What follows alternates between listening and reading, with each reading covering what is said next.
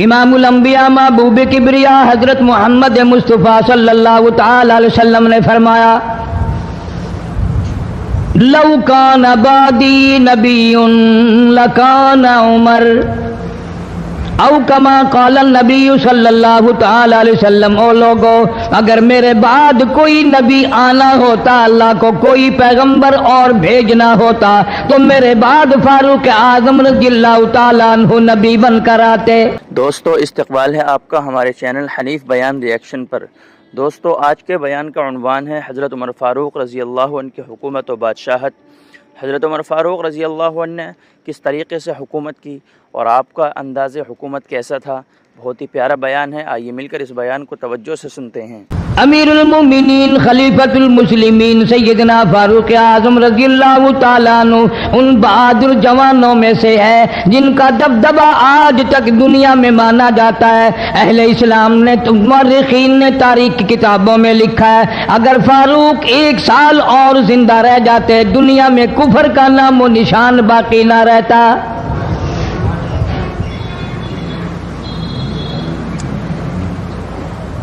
جناب فاروق اعظم رضی اللہ تعالیٰ عنہ بہت بڑا عظیم انسان ہے، بہت بڑا آدمی ہے، بہت بڑی ہستی کا مالک ہے۔ جناب مدنی کریم صلی اللہ تعالیٰ علیہ وسلم کی دعا کا ثمر بن کر آیا، دعا کا نتیجہ بن کر آیا۔ ابراہیم علیہ السلام نے بیت اللہ کی تعمیر کرتے وقت دعا مانگی، بیت اللہ بناتے وقت دعا مانگی، امام الانبیاء صلی اللہ علیہ وسلم کو مانگا، گویا خلیل اللہ نے حبیب اللہ کو مانگا۔ خلیل کی دعا کا ثمر، خلیل کی دعا کا جواب، خلیل کی دعا کا نتیجہ کم سے کم 4000 سال بعد آیا۔ کالی کملی والے صلی اللہ علیہ وسلم نے جو فاروق اعظم کے لیے جھولی پھیلائی، ادھر جھولی پھیلائی، ادھر فاروق اعظم سامنے کھڑے تھے۔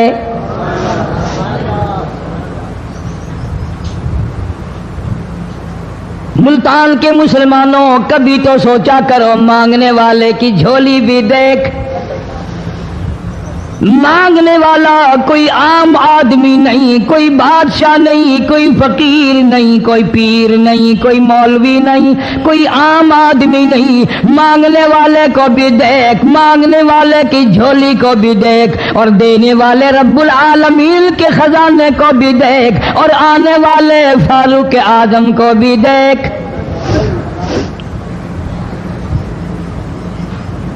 کس شان سے مانگا، رو رو کے مانگا، آہو جار زاری کر کے مانگا۔ مسلمان بڑے پریشان ہیں۔ سرزمین عرب میں مکے کی سرزمین پہ مسلمانوں کی تعداد بڑی مختصر ہے۔ مورخین نے لکھا ہے فاروق اعظم رضی اللہ تعالیٰ عنہ کی تشریف لانے والے دن تک مسلمانوں کی تعداد صرف 14 تھی۔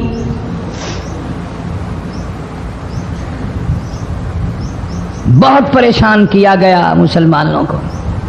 تمہیں آج قرآن کی کیا قدر ہو، تمہیں آج ایمان کی کیا قدر ہو، تمہیں آج اسلام کی کیا قدر ہو۔ کبھی ان غریب صحابہ کرام کی قبروں سے جا کے پوچھو، خدا کی قسم جن کو اتنا مارا گیا، اتنا مارا گیا کہ عرش عظیم کانپ اٹھتا تھا۔ مردوں کو مار پڑی، عورتوں کو مار پڑی، نوجوان بچیوں کو مار پڑی اسلام اور ایمان کی وجہ سے۔ آج تو بھی مسلمان بنا پھرتا ہے، میں بھی مسلمان بنا پھرتا ہوں، پتہ چلے گا موت کے وقت اسلام پہ موت آئی یا کفر پہ آئی۔ آخری وقت کس حال میں ہوگا کوئی نہیں جانتا۔ ادھر جناب نبی پاک صلی اللہ تعالی علیہ وسلم صحابہ کرام کی تکلیفوں کو دیکھ کر رات دن رویا کرتے تھے۔ جناب فاروق اعظم رضی اللہ تعالیٰ عنہ اتنا عظیم آدمی ہے، اتنا بڑے مرتبے کا مالک ہے دو آدمیوں میں تلخی ہو گئی، لڑائی ہو گئی تلوار پہ. ایک مسلمان منافق ہے، ایک یہودی ہے. وہ کہتا ہے تلوار میری ہے، وہ کہتا ہے تلوار میری ہے. جناب نبی پاک صلی اللہ تعالی علیہ وسلم کے پاس تشریف لے آئے، حضور کی خدمت میں دونوں آ گئے، معاملہ سامنے رکھ دیا. جناب نبی پاک صلی اللہ تعالی علیہ وسلم نے معاملے کی تحقیق کر کے تلوار یہودی کو دے دی. اصل میں تھی بھی یہودی کی. وہ مسلمان جو تھا منافق باہر نکل کے یہودی کو کہنے لگا کہ یار فیصلہ تو ہو گیا پر مزہ نہیں آیا، میں تو حضرت عمر سے فیصلہ کراؤں گا دوبارہ. اب یہودی تو جانتا تھا کہ مسلمان ہو اور نبی پاک صلی اللہ علیہ وسلم کے فیصلے کے خلاف کرے، یہ ناممکن ہے، یہ ہو نہیں سکتا. وہ کہنے لگا بھائی جہاں دل کرے وہاں چلو. وہ منافق فاروق اعظم کے پاس آیا یہودی کو لے کر اور کہنے لگا کمال ہے یار تمہارے بھی، اچھے لوگ ہو، تمہیں مسلمان کی قدر ہی نہیں. فاروق اعظم نے پوچھا کیا ہوا؟ وہ کہنے لگا حد ہوگی، تم کلمہ پڑھنے والے کی قیمت ہی نہیں جانتے، قدر ہی نہیں کرتے. اس نے کہا بھائی ہوا کیا؟ کہ دیکھو تلوار میری تھی، اس کو مل گئی، فیصلہ کریں آپ. یہودی جانتا تھا، کہنے لگا بھائی پہلے بات سن لینا، تمہارے نبی پاک صلی اللہ علیہ وسلم نے پہلے فیصلہ فرمایا، تلوار مجھے دے دی ہے، میری ہے. میں نے کہا جاؤ بھائی فیصلہ تو ہو گیا. وہ منافق کہنے لگا نہیں جی میں تو آپ سے فیصلہ کراؤں گا. فاروق اعظم فرمانے لگے فیصلہ تو ہو گیا جاؤ. انہوں نے کہا نہیں جی آپ فیصلہ کریں. انہوں نے کہا اچھا نبی کے فیصلے کے بعد مجھ سے فیصلہ کرانے آئے ہو؟ کہ جی ہاں میں تو آپ سے فیصلہ کراؤں گا. کہ پھر تشریف رکھو میں فیصلہ کر دوں گا. حضرت عمر رضی اللہ تعالی عنہ تشریف لے گئے، اندر گھر میں تلوار لے آئے، فرمایا اب بھی چلے جاؤ فیصلہ ہو گیا. وہ منافق کہنے لگا نہیں جی آپ فیصلہ کر دیں. انہوں نے کہا اچھا میں فیصلہ کرتا ہوں. اٹھائی تلوار، ماری گردن پہ، وہ جا کے پڑی کہ جو میرے محبوب کریم صلی اللہ علیہ وسلم کے فیصلے کو نہیں مانتا میرے پاس اس کے لیے یہ فیصلہ ہے.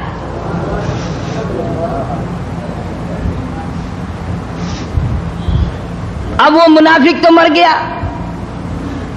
اب مدینے میں اور منافق بھی جتنے تھے شور مچ گیا، ہائے ہائے ابدال مار دیا، ہائے ہائے غوث مار دیا. بڑا نیک تھا، بڑا تہجد گزار تھا، بڑے سجدے کرنے والا تھا، بڑا یوں تھا اور بڑا یوں تھا. شور مچ گیا. اور یہ سارے کے سارے نبی پاک صلی اللہ علیہ وسلم کی خدمت میں حاضر ہوئے. انہوں نے کہا جی بدلہ دلواؤ، ظلم کر دیا فاروق اعظم کے بارے میں. کہا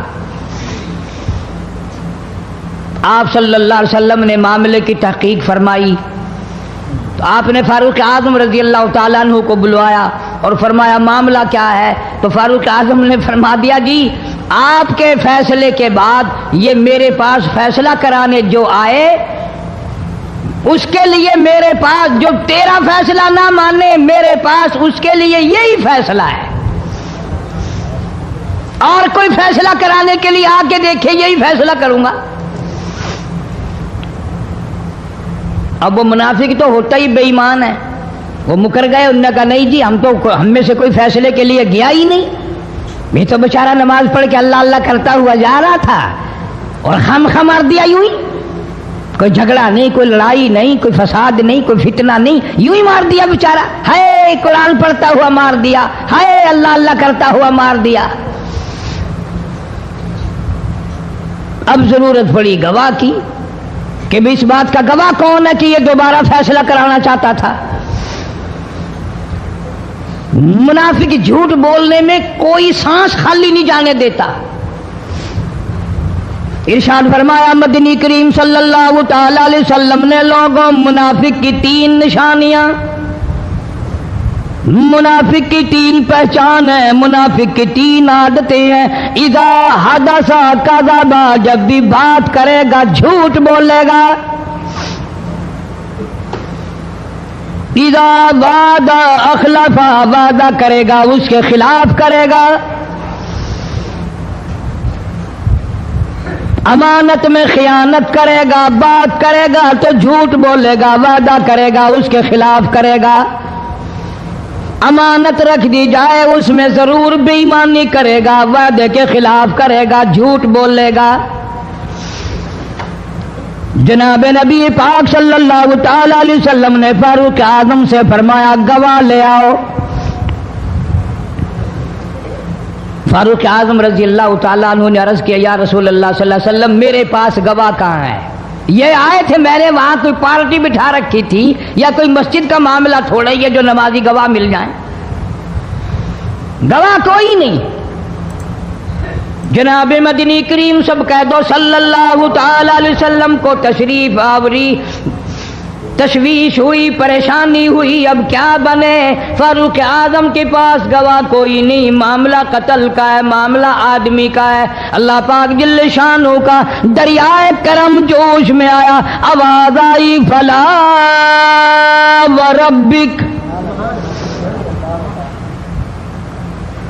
کاش مسلمانوں تم قرآن کریم کا انداز سمجھتے، تمہیں قرآن کے ربط ضبط کا پتہ ہوتا، تمہارے دل میں یہ یقین ہوتا کہ جیسے انگریزی سے نوکری مل جاتی ہے، عربی پڑھنے سے جنت مل جائے گی، ذرا برابر بھی یقین ہوتا تم اس آیت کو پڑھ کر مر جاتے۔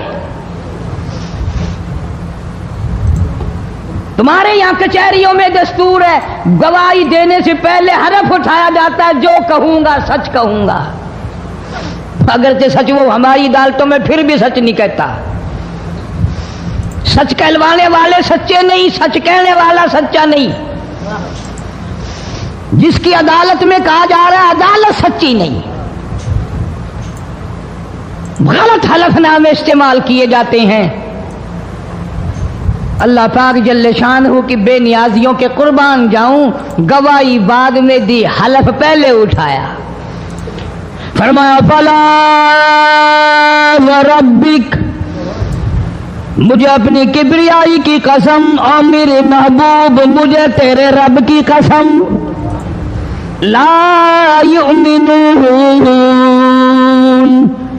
ہرگز ایماندار نہیں، ہرگز مومن نہیں، ہرگز ایمان والا نہیں، ہرگز کلمے والا نہیں، ہرگز اسلام والا نہیں، لا یؤمنون حتی یحکموک فیما شجر بینہم ثم لا یجدوا فی انفسہم حرجا مما قضیت ویسلموا تسلیما۔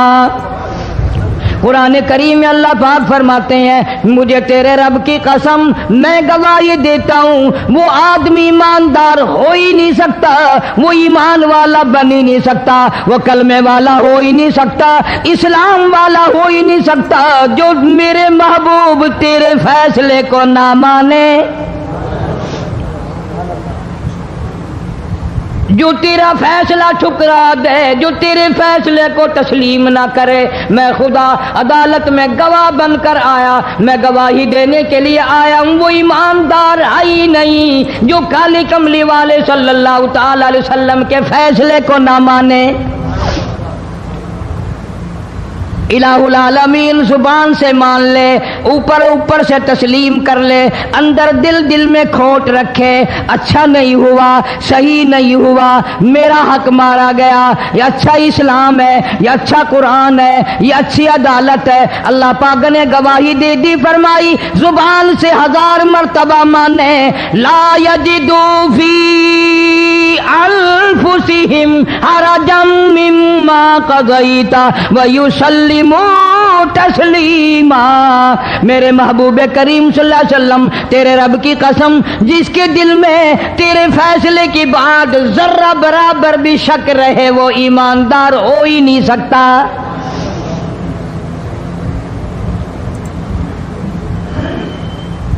ہم سوچیں تو صحیح کتنے فیصلے آج ہم اللہ کی عدالت اللہ کے حکم کے مطابق کرتے ہیں، فیصلہ کرنے والا بھی اسلام کے مطابق فیصلہ نہیں کرتا، فیصلہ ماننے والا بھی اسلام کے مطابق فیصلہ نہیں مانتا۔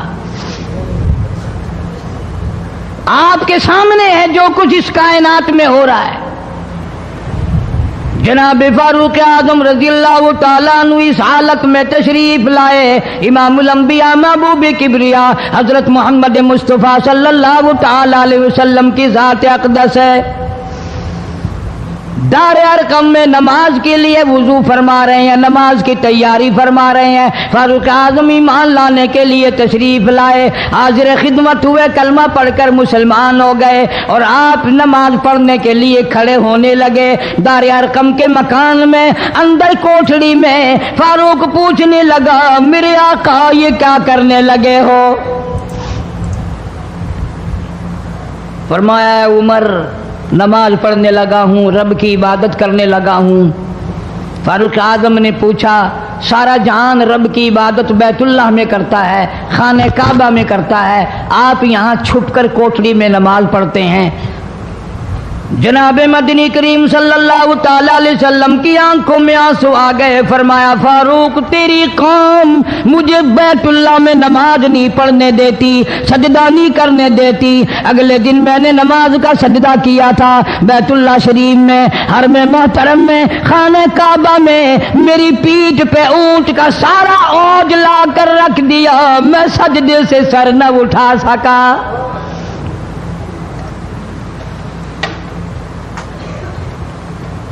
جناب صدیق اکبر رضی اللہ تعالیٰ عنہ فرماتے ہیں، جناب محمد عربی صلی اللہ تعالیٰ علیہ وسلم نے حرم محترم میں بیت اللہ شریف میں کھڑے ہو کر قرآن مجید کی 2-4 آیتوں کی تلاوت فرمائی، سارا مکہ مارنے لگا۔ کسی نے ادھر سے مارا، کسی نے ادھر سے مارا، کسی نے دھکا دیا، کسی نے جوتا مارا، کسی نے پتھر مارا۔ صدیق اکبر پہنچ آئے اور آپ نے آواز بھی لگا دی، اتقتلون رجلا، تم اس آدمی کو قتل کیوں کرتے ہو جو اتنی بات کہتا، آئی یقول ربی اللہ،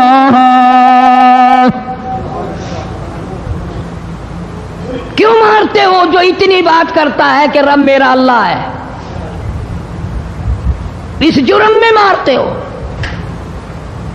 صدیق اکبر رضی اللہ تعالیٰ عنہ فرماتے ہیں، میرے منع کرتے کرتے، بچاتے بچاتے، ہٹاتے ہٹاتے ایک ظالم آگے بڑھا اور اس نے مدنی کریم صلی اللہ تعالیٰ علیہ وسلم کے گلے میں کپڑا ڈال کر اتنے بل چڑھائے۔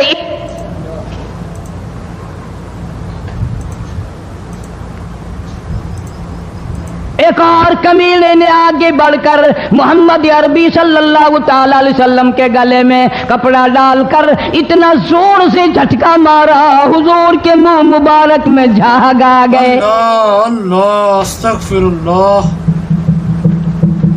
اس دین کے پیچھے، اس قرآن کے پیچھے بڑی تکلیفیں برداشت کی ہیں خود محمد کریم صلی اللہ علیہ وسلم کی ذات اقدس نے۔ آج تم نے تماشا سمجھ رکھا ہے۔ جناب فاروق اعظم رضی اللہ تعالیٰ عنہ نے عرض کر دیا، میرے آقا جب تک میں نہیں آیا تھا کوٹھڑیوں میں نماز ہوتی تھی، چھپ چھپ کر آپ نے نمازیں پڑھی، لیکن یہ ہو نہیں سکتا، میں اسلام میں داخل ہو جاؤں، میں غلام بن چکا ہوں، میں آپ کی خدمت میں حاضر ہو چکا ہوں، ایمان لا چکا ہوں، اور آپ پھر بھی گھر میں نماز پڑھیں تو میرے آنے کا فائدہ کیا ہوا؟ بیت اللہ میں چلیں، خانہ کعبہ میں چلیں، آپ وہاں چل کر نماز ادا فرمائیں۔ عمر تیری قوم مارے گی، ہماری تعداد بڑی ہے، بہت تھوڑی ہے، ہم بڑے کمزور ہیں، مارتے ہیں، میرا گلا گھونٹا گیا، میری پیٹھ پہ اونٹ کا سارا اوج لا کے رکھ دیا گیا۔ خطاب کا بیٹا کہتا ہے، آقا سب کچھ ہوا، خود دیکھا اور خود کیا، سب کچھ سنا، سب کچھ ہوا، لیکن یہ سارے معاملات میرے آنے سے پہلے تھے۔ میرے آقا اب چلو بیت اللہ میں نماز آپ پڑھیں، میں جانوں سارا مکہ جانے۔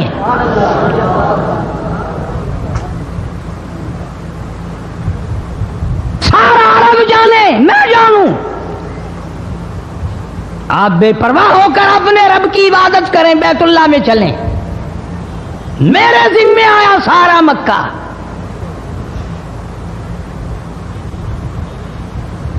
آپ لوگ تو یہ نقطے سمجھیں گے ہی نہیں، چاہیے یہ تھا کہ حضور کریم صلی اللہ علیہ وسلم فرماتے چلو ابھی ابھی تو مسلمان ہوا ہے، ایک ہفتہ تو ٹھہر جا پھر چلیں گے، ہم تجھے بھی دیکھ لینا کتنے پانی میں ہے، تجھے بھی دیکھ لینا کتنے پانی میں ہے۔ نہیں، فاروق اعظم کی زبان پر حضور کو اتنا اعتبار تھا، اسی وضو سے اسی وقت بیت اللہ میں تشریف لے گئے۔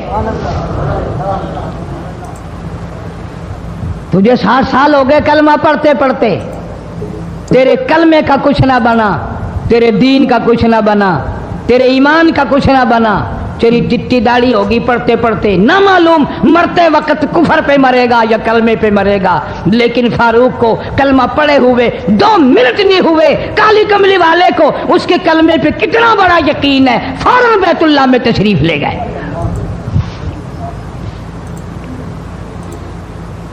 اور خانہ کعبہ میں جا کر پھر فاروق اعظم نے ہمارے والا کام نہیں کیا، او جی آج پہلا دن ہے نا، ذرا جلدی سی پڑھ لو، میں دروازے پہ کھڑا ہو کے دیکھ رہا ہوں کوئی مکے والا آ نہ نکلے، ہاں خام خواہ جھگڑا نہ ہو جائے، جھگڑا اچھی چیز نہیں نا جی، آپ جلدی سے ذرا فارغ ہو جائیں۔ یہ نہیں، جناب مدنی کریم صلی اللہ تعالی علیہ وسلم نماز پڑھنے کے لیے بیت اللہ میں کھڑے ہو گئے، فاروق اعظم خانہ کعبہ کی چھت پہ چڑھ گئے اور آواز لگا دی، او مکے والوں، او مکے کے شیروں، او مکے کے بہادروں، او مکے کے دلیروں، او مکے کے مردوں، او مکے کے نوجوانوں، قریشیوں، سارے مکے والے سن لیں، سارے عرب والے سن لیں، تمہاری اطلاع کے لیے میں اعلان کرتا ہوں، آؤ دیکھو کر لو کیا کرتے ہو، میرا محبوب بیت اللہ میں نماز پڑھنے لگا ہے۔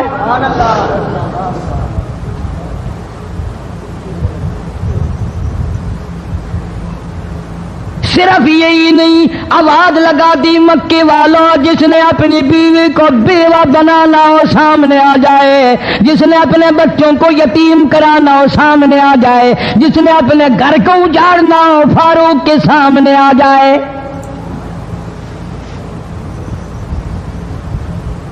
تو کتنا بڑا جوان ہوگا جس کے آنے سے نبی نے بیت اللہ میں نماز ادا فرمائی، بیت اللہ میں نماز ہوئی، خانہ کعبہ میں نماز ہوئی۔ کتنا بڑا منصف، کتنے بڑے عدل کا مالک،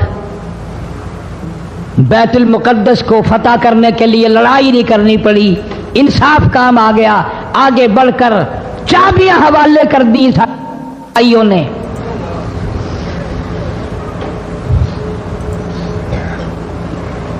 سب لوگ اپنے لیے اچھی اچھی دعائیں مانگتے ہیں، اولاد کے لیے کوٹھی بنگلے مانگتے ہیں، اولاد کے لیے راحت و آرام و آسائش مانگتے ہیں۔ آپ نہ جانے کیا کیا مانگتے ہوں گے، میں نہ جانے اپنے لیے اپنی اولاد کے لیے کیا کیا مانگتا ہوں گا، لیکن فاروق کی دعا تو دیکھو، کہتا اللہم ارزقنا شہادتاً فی سبیلک، مولا تیری حضور میں میری التجا ہے، میری دعا ہے، میری مناجات ہے، میں تیری حضور میں دعا مانگتا ہوں، مولا مجھے بستر کی موت سے بچا، میں اپنے گھر کی موت سے پناہ مانگتا ہوں، تیری راہ میں تیرے نام پہ قربانی دیا چاہتا ہوں۔ شہادت یوں ہی نہیں ملا کرتی، اس کے لیے تو بڑی تگ و دو کرنی پڑتی ہے، اس کے لیے بڑی جستجو کرنی پڑتی ہے، اس کے لیے بڑے دامن پھیلانے پڑتے ہیں، اس کے لیے بڑی دوڑ دھوپ کرنی پڑتی ہے۔ یوں ہی تو اللہ پاک نے اعلان نہیں کر دیا، فرمایا وَلَا تَقُولُوا لِمَن يُقْتَلُ فِي سَبِيلِ اللَّهِ فی سبیل اللہ اموات، اللہ فرماتے ہیں اور لوگوں جو میرے نام پہ سر کٹا دے، میرے نام پہ مر جائے، میرا کام کرتا کرتا مر جائے، میرا قرآن پڑھتا پڑھتا مر جائے، میری نماز کا سجدہ کرتا کرتا مر جائے، میرا نام لیتا لیتا مر جائے، اللہ فرماتے ہیں میرے یہاں اس کا اتنا بڑا مرتبہ ہے، تم دنیا میں رہنے والوں کو، فرشتوں کو اجازت نہیں کہ ایسے مرنے والے کو مردہ نہ کہیں۔ بل احیاء ولکن لا تشعرون، وہ زندہ ہیں، تمہیں ان کی زندگی کی تمیز نہیں ہے، سمجھنے کا سلیقہ اور شعور نہیں ہے۔ فاروق اعظم دعا مانگتے ہیں، اللہم ارزقنا شہادتا فی سبیلک، یا اللہ تیری راہ میں شہادت کی موت مانگتا ہوں۔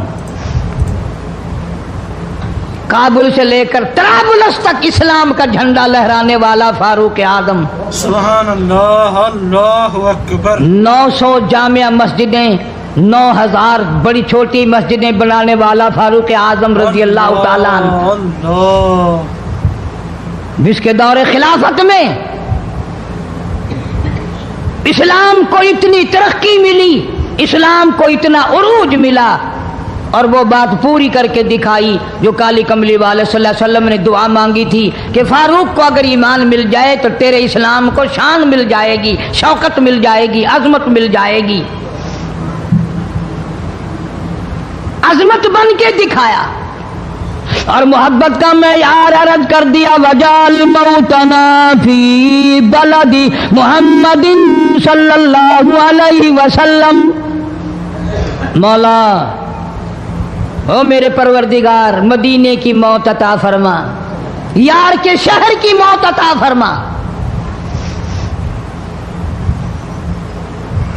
اللہ میاں نے جواب دیا، میرے فاروق میں تیرے دل کی دھڑکنوں سے واقف ہوں، تیری دعا کے صرف الفاظ نہیں، میں تیری رگوں کے خون کے قطرے قطرے سے واقف ہوں۔ تجھے تو دفن کے لیے ایسی جگہ دوں گا بالکل اپنے محبوب کریم صلی اللہ علیہ وسلم کے بغل میں، برابر میں۔ کیوں؟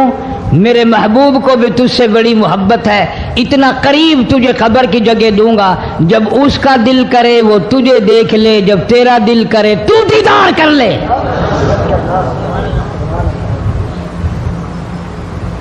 تجھے تو اتنا قریب جگہ دوں گا، تو مدینہ مانگتا ہے۔ اور فرمایا، فاروق تجھے ایسی موت دوں گا، کسی کی شہادت کی گواہی دینے کے لیے احد کا پتھر آئے گا، کسی کی شہادت کی گواہی دینے کے لیے حنین کی مٹی آئے گی، کسی کی شہادت کی گواہی دینے کے لیے بدر کی مٹی آئے گی، کسی کی گواہی دینے کے لیے احد کے پتھر آئیں گے، تبوک کی مٹی آئے گی، قادسیہ کی مٹی آئے گی، پر اے میرے فاروق اعظم رضی اللہ تعالیٰ عنہ، تیری شہادت کی گواہی دینے کے لیے میرے نبی کا مصلی آئے گا۔ عرض کیا گیا، کسی کافر کی لڑکی ہے، یہودی کی لڑکی ہے، عیسائی کی لڑکی ہے، غیر مسلم کی لڑکی ہے، میدان جہاد سے گرفتار کر کے لائی گئی، قیدی لڑکی ہے، لڑنے آئی تھی، مارنے آئی تھی، اسلام کی دشمن ہے، دین کی دشمن ہے، قرآن کی دشمن ہے، مذہب کی دشمن ہے، خدا اور اس کے رسول کی دشمن ہے۔ اللہ تعالیٰ کے نبی حضرت محمد کریم صلی اللہ علیہ وسلم نے فرمایا، او لوگو ٹھیک ہے، لڑکی کافر کی ہے، کفر کی حالت میں پلی ہے، کفر پھیلانے آئی ہے، کفر کو بچانے آئی ہے، اسلام کا مقابلہ کرنے آئی ہے، اسلام کو مٹانے کے لیے آئی ہے، پر اے میرے دیوانوں یہ تو بتاؤ، اپنے باپ کافر کے دربار میں بھی ننگے سر بیٹھے اور میں کالے کملی والے کے دربار میں بھی ننگی بیٹھے، سبحان اللہ۔ پھر اس دربار میں اور میرے دربار میں کیا فرق ہوگا؟ وہ کافر کا دربار ہے، یہ شہنشاہ کائنات کا دربار ہے، رحمت للعالمین کا دربار ہے، ساقی کوثر کا دربار ہے، شافی محشر کا دربار ہے، اللہ کے محبوب کا دربار ہے، آمنہ کے در یتیم کا دربار ہے، فاطمہ الزہرا کے ابا کا دربار ہے۔ اور بلال جلدی کر میرے دربار میں کافر کی بیٹی آئے، میں اس کا بھی پردہ کروں گا۔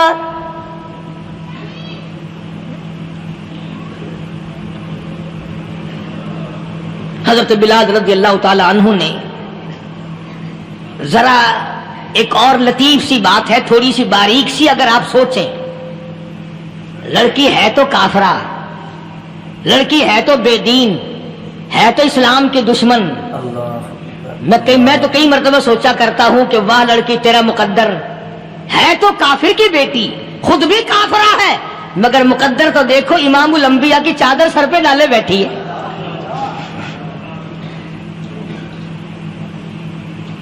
کہاں سوچیں یہ چیزیں ہم، ہمارے دماغ یہاں تک کہاں رسائی کریں؟ میرا تو دل چاہتا اگر میں ہوتا اس کافر بیٹی کے ہی پاؤں دھو کر پی لیتا۔ تو ایڈی مقدروں والی، تو اینی خوش نصیب، ابھی ابھی قیدی بن کر آئی، ابھی ابھی ہاتھوں میں ہتکڑی تھی، اور ابھی ابھی سر پہ رحمت دو عالم کی رحمت والی چادر ہے۔ اور پھر آپ نے پوچھا اب تو کیا چاہتی ہے، کیا چاہتی ہے؟ اللہ اکبر، کہنے لگی میرے گھر پہنچا دو، لا الہ الا میں اپنے گھر جانا چاہتی ہوں۔ دو نوجوان صحابہ کو بلایا، فرمایا کہ انسانی رشتے کا تقاضا ہے، لڑکی نے ہم سے پناہ مانگی اور اپنے گھر جانا چاہتی ہے، ہم نے اس کو معاف کر دیا، جاؤ گھر چھوڑاؤ۔ اب گھر پہنچانے کا مطلب یہ تو تھا نہیں کہ حسین گائی پہنچا دو، دولت گیٹ پہنچا دو، خدا جانے کتنی دور گھر ہوگا، لڑنے جو آئی تھی۔ یوں لکھا ہے علماء اکرام نے، ذرا توجہ کریں، اور سچی بات تو یہ ہے اپنے دامن میں بھی ہاتھ مار کے دیکھو کہ ہم کیسے ہیں۔ محمد الرسول اللہ صلی اللہ علیہ وسلم کے دو جوان دیوانے ساتھ ساتھ اس کے چلتے ہیں، ایک ادھر چل رہا ہے ایک ادھر چل رہا ہے، جنگل کا راستہ ہے، رات بھی راستے میں آئی ہے۔ نوجوان لڑکی کا بیان ہے، اپنے بھائی کو جا کے کہتی ہے یہ دونوں جوان میری ساتھ راستہ چلتے آئے، میری ساتھ سفر طے کرتے آئے، پر اے میرے بھائی جان، رب کائنات کی قسم مجھے تو یوں معلوم ہوتا تھا دونوں اندھے چل رہے۔ مجال ہے میری طرف نظر اٹھائی ہو، یہاں تو رکشے والے کا داؤ لگ جائے وہ بعد نہیں آتا، ٹانگے والے کا داؤ لگ جائے وہ بعد نہیں آتا، اور پیر صاحب تو اپنے یہاں سے خشک جانے کیسے دیں گے؟ کیوں جانے دیں؟ کیا مطلب؟ یہ شرافت ہے، یہ دین ہے، یہ اسلام ہے۔ مسلمان کی بیٹی کی عزت پہ ڈاکے ڈالنا، خدا کی قسم اگر اسلام کی حکومت ہو اور جس نبی کا تو نام لے کر جنت میں جانا چاہتا ہے، اگر نبی کا قانون زندہ ہو، قرآن کا قانون عدالت میں ہو، آنکھیں نکال دی جائیں۔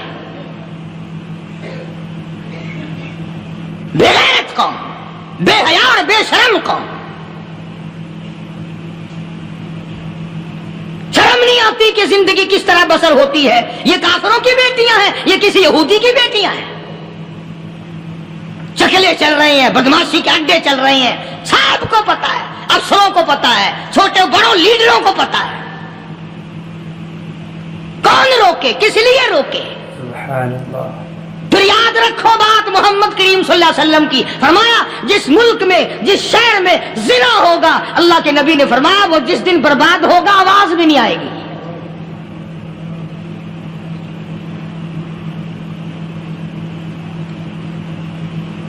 مسلمانوں کے یہاں سے ہو کر دربار نبوت سے چل کر رحمت دو عالم صلی اللہ تعالی علیہ وسلم کی چادر اوڑھ کر لڑکی اپنے گھر پہنچی۔ بھائی نے پوچھا بتا مسلمانوں نے تیرے ساتھ کیا برتاؤ کیا؟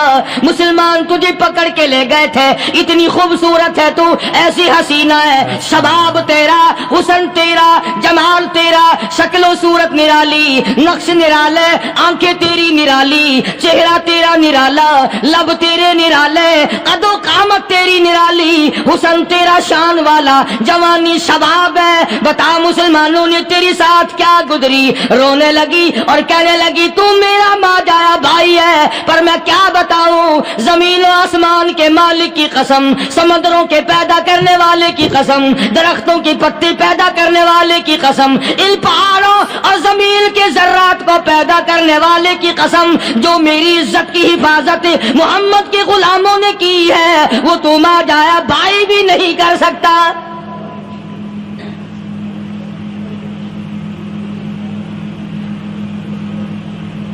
صداقت صداقت ہوتی ہے، حقیقت حقیقت ہوتی ہے، چھپتی تو نہیں۔ کاغذ کے پھولوں سے خوشبو کیسے آئے گی؟ پلاسٹک کے پھول گلاب کے بنا کر سرانے میں لگانے تو آسان ہے، مگر گلاب کی خوشبو نہیں تم لا سکتے۔ سبحان اللہ سبحان اللہ۔ ارے وہ بھائی بھی تھا تو کافر، پھر بھی مقدروں والا نکلا۔ انہوں نے تو کفر چھوڑ دیا، اور ہم سے ریت نہیں چھوٹتی، رسمیں نہیں چھوٹتی، ہم سے شرک نہیں چھوٹتا، ہم سے بدعات نہیں چھوٹتی۔ بھائی کہتا ہے بہن کو توجہ کرو، کبھی دنیا میں انصاف کی بات کرنے والے لوگ بھی زندہ تھے۔ کفر اسلام ایک اور چیز ہے، انصاف کی بات تو کہا کرتے تھے۔ بھائی کہنے لگا بہن سے کہ میری بہن، چادر تیرے سر پہ نبی کی، کالی کملی والے کی چادر تیرے سر پہ ہے، یہ اس کے دیوانے تجھے ساتھ لے کے آئے ہیں اور انہوں نے تیری عزت اور آبرو کی حفاظت کی ہے، تو یہ بتا کلمے سے خالی آئی؟ ایسے دربار سے خالی آ گئی؟ ماشاءاللہ۔ کھلانا لوٹ رہا وہاں تو خالی تو نہیں آ گئی؟ بہن کہنے لگی کہ ہاں خالی آئی ہوں، مطلب یہ کہ میں نے کلمہ نہیں پڑھا، ایمان قبول نہیں کیا، دین قبول نہیں کیا، اسلام اور اس کا مذہب میں نے قبول نہیں کیا۔ بھائی کہنے لگا تف ہے تجھ پر، تجھے ایسے دربار سے خالی اٹھتے شرم نہ آئی؟ اور دربار رسالت اور خالی آ گئی؟ کیا بات کہی ہے عورت نے، سبحان اللہ، اللہ اکبر۔ کہنے لگی 2 وجہ سے میں نے کلمہ نہیں پڑھا، دل میرا چاہ رہا تھا، اندر میرا کہتا تھا کہ جب میرے سر پہ یہ چادر آئی، میرا تو دل چاہتا تھا کہ لپٹ جاؤں قدموں سے آقا کے۔ بھائی میرا دل چاہتا تھا میں کھڑی ہو جاؤں دربار میں اور یوں کہوں میرا دل ہو تیرا گھر ہو، میرا دل ہو تیرا گھر ہو، تیرا در ہو میرا سر ہو۔ تمنا مختصر سی ہے مگر تمہید طولانی۔ میں نے کلمہ 2 وجہ سے نہیں پڑھا۔ پہلی وجہ تو یہ کہ جب تو سنتا، تجھ تک یہ بات پہنچتی کہ میری بہن نے کلمہ پڑھ لیا، تو شاید تیرے دماغ میں یہ بات نہ آ جائے کہ میری بہن سے مسلمانوں نے زبردستی کلمہ پڑھوایا ہوگا، اس لیے میں نے نہیں پڑھا۔ تیرے دماغ میں یہ بات نہ آئے کہ مسلمانوں نے مجبور کر کے، قیدی بنا کر کے جو لے گئے تھے، مجبور کر کے کلمہ پڑھایا، اور میری بہن نے ڈر کے مارے کلمہ پڑھا۔ کلمہ پڑھنے کا پختہ پروگرام ہے، مزہ تو اب آئے گا نا، یہاں سے آزاد ہو کر جاؤں گی۔ اور دوسری بات اس نے اور پتے کی کہی، کہنے لگی بھائی میں نے کلمہ اس لیے بھی نہیں پڑھا کہ بہن جنت میں جائے بھائی دوزخ میں جائے، اصل میں تجھے لینے آئی ہوں، دونوں چل کر اس دربار کی غلامی کریں گے۔ میں نے یہ خوف کھایا کہ میرا بھائی غصے میں آ کر کفر پر اور مضبوط نہ ہو جائے، اس لیے مجھے آنے کی کوئی ضرورت نہیں تھی۔ اور کہنے لگی او میرے بھائی، وہ دربار کوئی واپس آنے کا تھوڑا ہی ہے، وہاں تو جو گیا قربان ہو گیا، جو گیا قربان ہو گیا۔ چلو چلتے ہیں دونوں بہن بھائی آ کر حضور اکرم صلی اللہ علیہ وسلم کے ہاتھ پہ کلمہ پڑھ کر مسلمان بن جاتے ہیں۔ وہ نبی کی ایک بات دیکھ کر کلمہ پڑھ کر مسلمان بن گئے۔ ہمارے سامنے لاکھوں حدیثیں، ہزاروں قرآن کی آیتیں ہیں، پر ہم آج تک مسلمان نہ بنے۔ اللہ اللہ۔ جب مرضی آئی نماز پڑھ لی، جب مرضی آئی زکات دے دی، جب مرضی آئی قرآن پڑھ لیا، جب مرضی آئی دین ایمان کر لیا، مرضی آئی چوری کر لی، مرضی آئی ٹھگی مار لی۔ اس کا نام دین نہیں ہے، اس کا نام ٹھگی اور فریب ہے۔ اس لیے قرآن کریم نے للکار کی کہا تأمرون الناس بالبر وتنسون انفسکم وانتم تتلون الکتاب۔ دوسروں کو اسلام کا نام لیتے ہو، دوسروں کے سامنے مسلمان بنتے ہو، حالانکہ تم کتاب پڑھتے ہو اللہ کی۔ افلا تعقلون، سوچتے کیوں نہیں ہو کہ تم کدھر چلے ہو؟ کیا پروگرام بنائے بیٹھے ہو؟ زندگی کا لاہ عمل یہ تو نہیں ہونا چاہیے جو تم نے بنایا ہوا ہے۔ اور آگے فرمایا تامرون الناس بالبر وتنسون انفسکم وانتم تتلون الکتاب افلا تعقلون واستعینوا بالصبر والصلاة. اگر تکلیف آئے، پریشانی آئے، کوئی مصیبت آئے تو صبر اور نماز کے ساتھ قائم رہو. یعنی صبر نماز کے بغیر حاصل نہیں ہوگا، اور نماز قبول ہوگی تو صبر خود بخود آ جائے گا. چنانچہ اللہ والوں کی زندگی کا مطالعہ کرو، کتابیں اور حالات پڑھ کر کے دیکھو کہ انہوں نے ساری عمر میں ایک ایک نماز بھی ضائع نہیں ہونے دی. تمام عمر میں ایک ایک نماز ضائع نہیں ہونے دی. اور ہم لوگوں کی جوانی یوں ہی بیت جاتی ہے، جوانی یوں ہی گزر جاتی ہے. اسی کو کہتا ہے کہ کچھ نہ پرواہ کی میرے دین کی، آج میں تمہاری پرواہ کیسے کروں. وَإِنَّهَا لَكَبِيرَةٌ إِلَّا عَلَى الْخَاشِعِينَ. اللہ پاک خود فرماتے ہیں کہ نماز بھاری نہیں، نماز مشکل نہیں، نماز پڑھنا کوئی تکلیف نہیں، مگر ان لوگوں کے لیے، ان لوگوں پہ کوئی مشکل نہیں جو اللہ سے ڈرنے والے ہیں، اللہ کے خوف کو دل میں بسانے والے ہیں، جن کا یقین ہے کہ موت آئے گی اور اللہ کے یہاں جا کر کے میں نے منہ دکھانا ہے، ایک دن خبر میں جانا ہے، حشر نشر نے بھی آنا ہے، قیامت نے بھی آنا ہے، جس کا ان تمام چیزوں پہ یقین ہے. اللہ فرماتے ہیں الا علی الخاشعین، ڈرنے والے کے لیے تو کوئی چیز نہیں، اور جو نہیں ڈرتا اس کے لیے تو پہاڑ ہے نماز پڑھنا. صحابہ کرام نے تو ایسی ایسی نمازیں پڑھی. صحابی ہے مدنی کریم صلی اللہ علیہ وسلم کا، اپنے باغ میں نماز پڑھ رہا ہے. گنجان باغ ہے کھجوروں کا، کھجوروں کا باغ پکا کھڑا ہے، صحابی نماز پڑھ رہا ہے. ایک پرندہ کبھی ادھر سے آتا ہے کبھی ادھر جاتا ہے، گنجان باغ ہے، وہ نکلنا چاہتا ہے، پرندے کو راستہ نہیں ملتا. تو دوران نماز صحابی کی نظر پرندے پہ لگ گئی.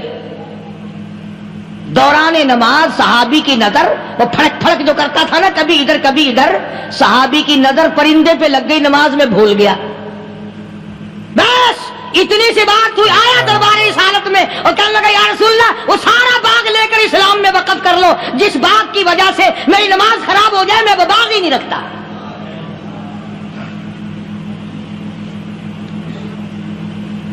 ہمارے یہاں بھی کوئی عظمت ہے نماز کی، کون پرواہ کرے. ان لوگوں کے یہاں تمام کا تمام نظام دین کا اپنا بنایا ہوا نہیں، جو دربار رسالت صلی اللہ علیہ وسلم سے نظام ملا نماز کا، انہوں نے صحیح معنوں میں وہ قائم کیا. کیسی مشکل میں ہوئے، کہیں بھی ہوئے، جس حالت میں بھی ہوئے، نماز پڑھنی ہے، ادا کرنی ہے. چنانچہ ان کی نمازوں میں اتنی برکت تھی. سیدنا امیر معاویہ رضی اللہ تعالی عنہ کی حکومت ہے، صحابہ کرام ابھی زندہ ہیں. افریقہ کے گھنونے جنگل میں بہت بڑے صحرا میں چھاونی بنانے کا پروگرام بنایا. بڑے جنگل ہیں، بڑے درخت ہیں، بڑی بھیڑ بھاڑ ہے، بڑے جانور ہیں، شیر ہیں، چیتے ہیں، گھگیاڑ ہیں، بڑے بڑے موذی جانور ہیں.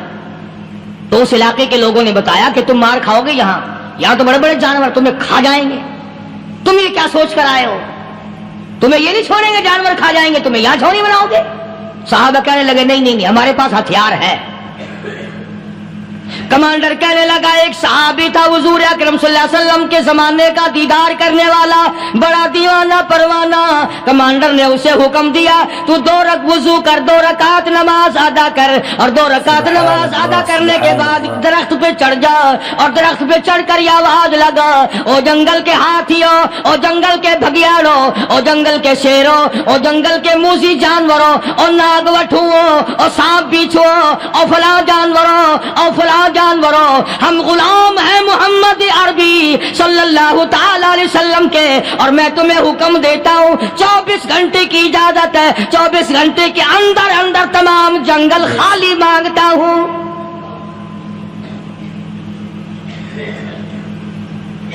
ماشاء اللہ نافذ کر دیا حضور کے غلام نے ہاتھیوں پہ، جانوروں پہ، چیتوں پہ، بھگیاڑوں پہ، شیروں پہ. اور اعلان کا رخ دیکھیں آپ، کہا کہ 24 گھنٹے کے بعد جو ملے گا اسے قتل کر دیا جائے گا. اب اگر ہم میں سے وہاں کوئی ہوتا، کہتے ہو بڑے پاگل ہیں بھائی، کس سے باتیں کر رہے ہیں؟ ہاتھیوں سے باتیں ہو رہی ہیں، چیتے اور شیروں سے باتیں ہو رہی ہیں، بھگیاڑوں سے گپیں ہو رہی ہیں، لے جاؤ پاگل خانے میں. مگر یہ بات نہیں، صحابہ جانتے تھے شیر بھی اس کی مخلوق ہے، چیتا بھی اس کی مخلوق ہے، بگیاڑ بھی اس کی مخلوق ہے، ہاتھی بھی اس کی مخلوق ہے، اور ہم اس کے دیوانے ہیں، ہم اس کے بندے ہیں. جب اس کا ہی حکم نافذ کرنے کے لیے ہم نکلے ہیں، اب ہمارے سامنے کوئی چیز ٹھہر نہیں سکتی.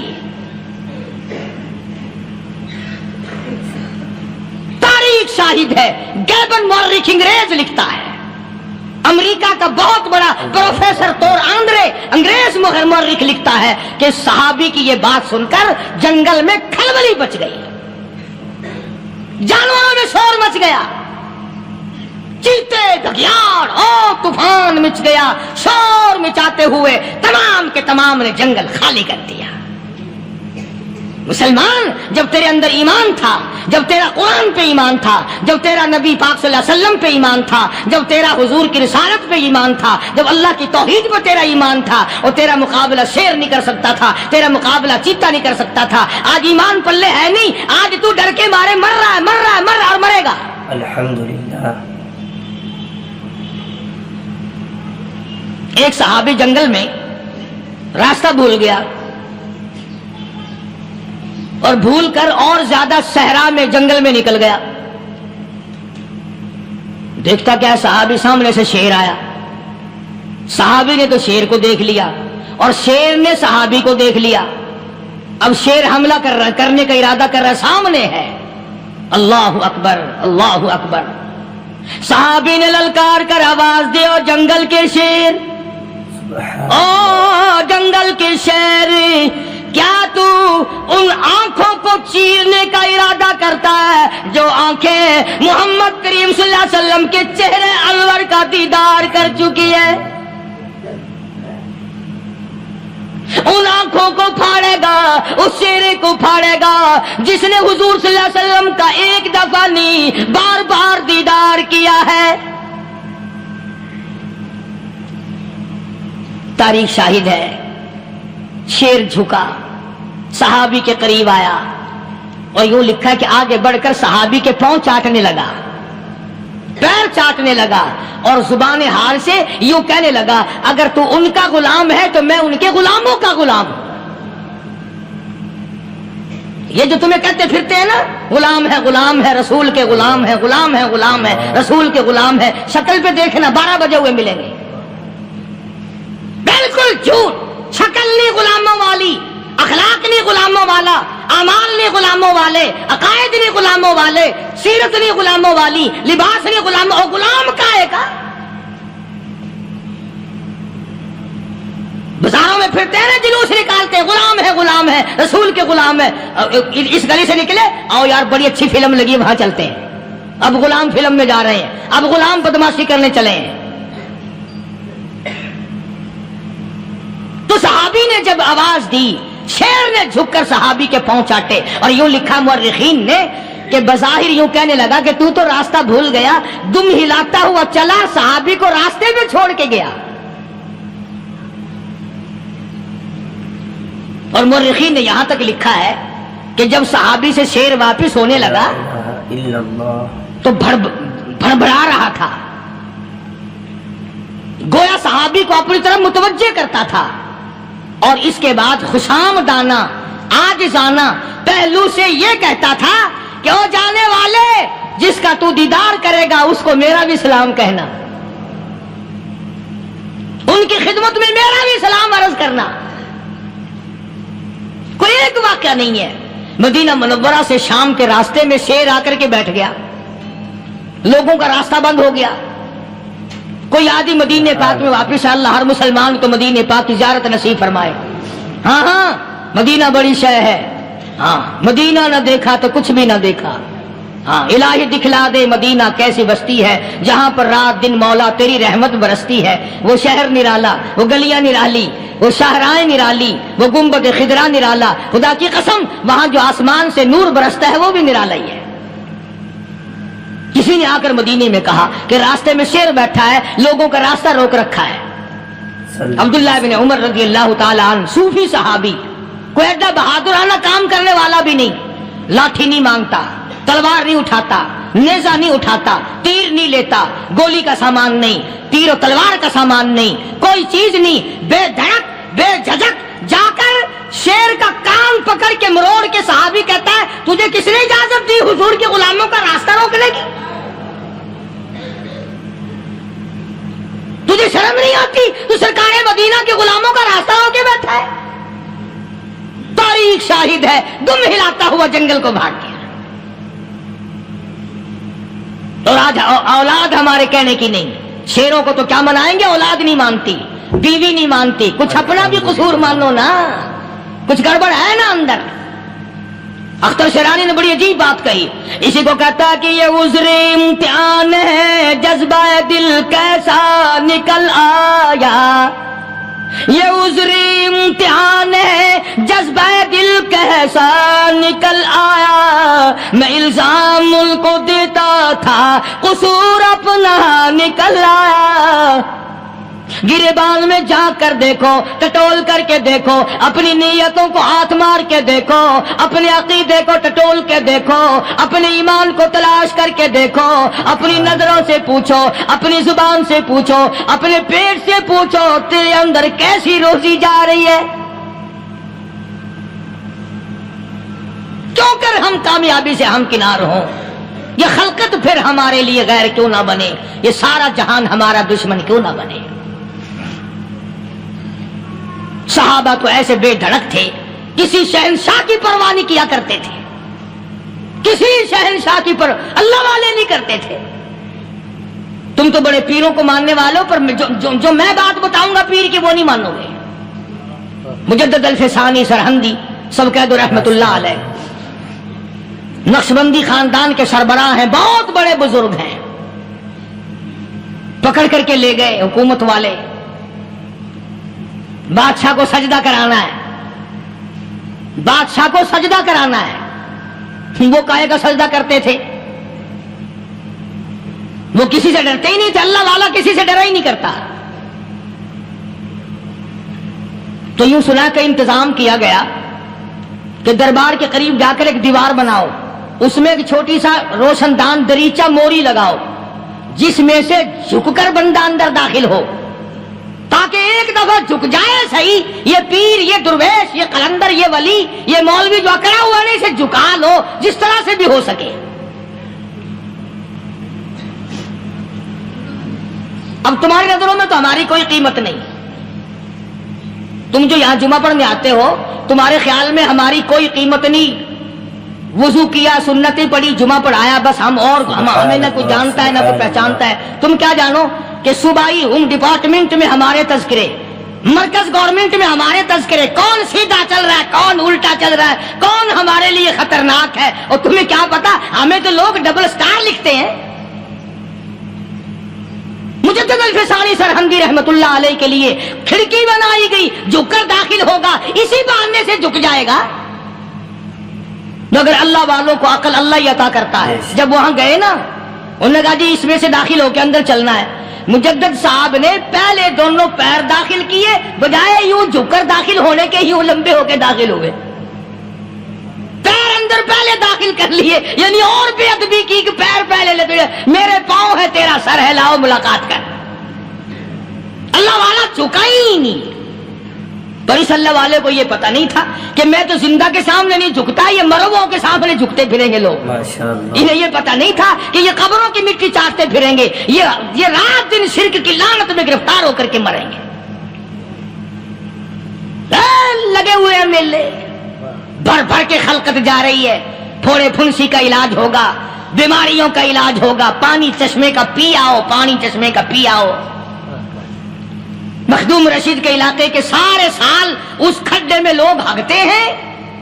اور انشاءاللہ یہ اس مہینے میں جا کر وہ گو کا ملا ہوا تبرک پی کے آتے ہیں. بڑا بہترین تبرک ہے وہ. نوح علیہ السلام کی قوم نے کشتی پخانہ کر کر کے بھر دی تھی نا. حضرت نوح علیہ السلام اللہ کے حضور میں رو پڑے. فرمایا دیکھ میرے رب, تو نے حکم دیا, کہاں سے لکڑیاں لایا, چختے چیرے, تختوں کو جوڑا, اتنی محنت کی, میں نے کشتی بنائی اور ان ظالموں نے ہگ ہگ کے بھر دی. فرمایا میرے نو گھبرانا, اگر انہی سے نہ چٹوا دوں تو میری خدائی کیا ہوئی. گھبرانا, 950 سال مار کھانے والے پیغمبر, میں تیرا ساتھی ہوں, تو کیوں گھبرایا. کانوں تک لبا لب پخانا کر کر کر کے بھر دی. قوم میں بیماری پھیل گئی. الحمدللہ. جو عورت چلے کہاں چلی کہ نوح علیہ السلام نے کشتی میں پخانا کرنے چلی. جو بڈھا پرانا پیپا جائے, بڑے میاں کہاں جا رہے ہو, کشتی میں پخانا کرنے چلا ہوں. اللہ میاں نے خارش کی بیماری بھیج دی. چھوٹے بڑے, امیر غریب, جوان بوڑھے, مرد اور پھرے آگا پیچھا کھجاتے ہوئے کسر کسر کسر کسر تنگ ہو گئے سارے. وہ ایک بڈھا بڑا خارش کا مارا ہوا تنگ بیمار بھی بعد نہ آیا. وہ کشتی کے کنارے پہ بیٹھ کے پخانا کرنے لگا نا, پیر پھسل گیا دھڑم اندر تبرک کے. اب وہ ساری جان لتھڑ گئی, سارا سن گیا. باہر آ کے پانی پونی سے صاف کیا. وہ جہاں جہاں گندگی لگی تھی نا, وہ خارش ہی ختم ہو گئی. چڑھ گیا درخت پہ, کہنے لگا آؤ خارش کی دوا مل گئی, بیماری کا علاج مل گیا, آؤ مفت. آ گئی دنیا بیماری میں, اور کیا چاہیے. بھاگی بھاگی خلق. انہوں نے کہا ہے, انہوں نے کہا بظاہر دیکھنے میں یہ گند ہے, یہ کھاج کی دوا ہے, مل لو اٹھا کے.